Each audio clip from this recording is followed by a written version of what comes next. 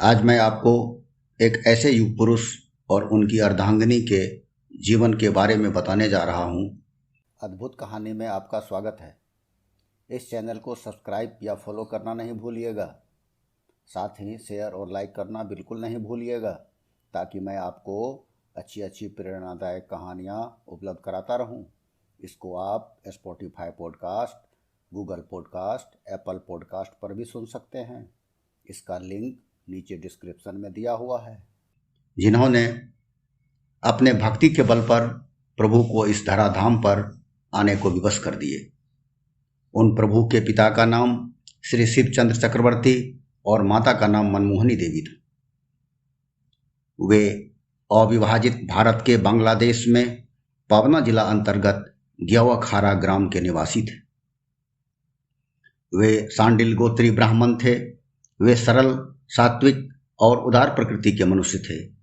उनका मुख्य पेशा गृहस्थी था।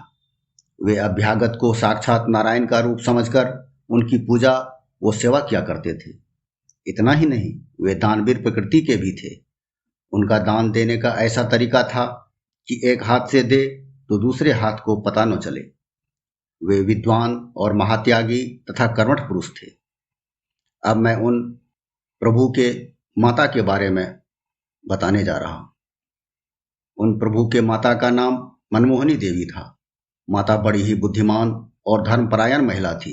वे बचपन से ही राधा मदन मोहन की पूजा किया करती थी। मदन मोहन की कृपा एवं उनके सत्कर्मों एवं शुद्ध भक्ति के कारण मात्र 8 वर्ष की आयु में ही उन्हें सद्गुरु श्री श्री हुजूर महाराज के द्वारा स्वप्न में ही सतनाम प्राप्त हुआ था। उस समय हुजूर महाराज स्वशरीर में थे। कुछ समय बाद माता को स्वप्न में दीक्षा देने वाले सद्गुरु श्री श्री हुजूर महाराज के दर्शन हुए।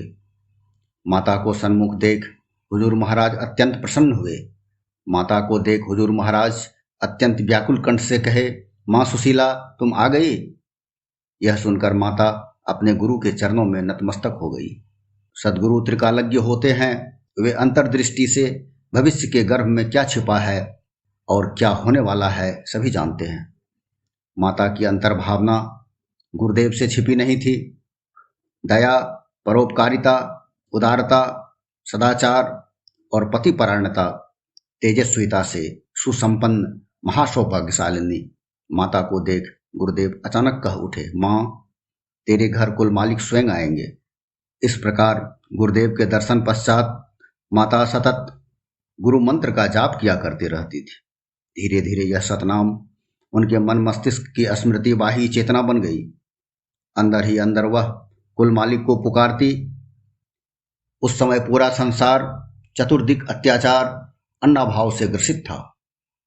उस समय माता उस महामानव को इस संसार के उद्धार हेतु पुकारती रहती थी। इस प्रकार नाम करते करते उस माँ की आर्त क्रंदन उस महामानव प्रभु के चरणों में पहुंचने लगी। उस प्रेमाश्रु भरे हृदय की आवाज से वह निर्गुण निराकार ब्रह्म पिघल गए और वह अबाध गति से माता के गर्भ में प्रवेश कर गए। माता के गर्भ में 12 महीना निवास कर प्रभु सन 1888 ईस्वी के श्रवण शुक्ला नवमी शुक्रवार दिन 7:05 पर इस धराधाम पर अवतरित हुए। नामकरण हुआ अनुकूल। वही बालक अनुकूल प्रतिकूल परिस्थिति में जन्म लेकर इस प्रकृति के सारे रहस्यों को अनुकूल बनाने में लग गए, जिसे आज पूरा संसार परम दयाल युग पुरुषोत्तम कुल मालिक श्री श्री ठाकुर अनुकूल चंद्र जी के रूप में जानता है। आइए हम सभी उनके रातुल चरणों में कोटि कोटि प्रणाम करें और उनके द्वारा दिया हुआ विधान को अक्षरशः मानकर अपने और अपने परिवार, परिवेश, राष्ट्र और विश्व कल्याण की प्रार्थना करें।